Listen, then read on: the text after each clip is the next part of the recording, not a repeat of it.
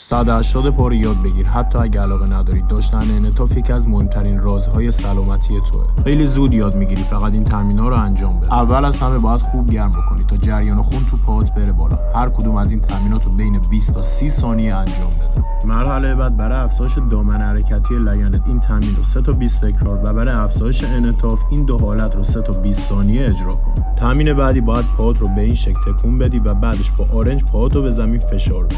تمرین بعدی باز هم برای کشش و انعطافه که اگه سخت بود پاهات رو به داخل بیار و انجام بده. بعدش آروم به سمت جلو بیا و سعی کن با یک دستت لگن رو به سمت داخل بازی بدی.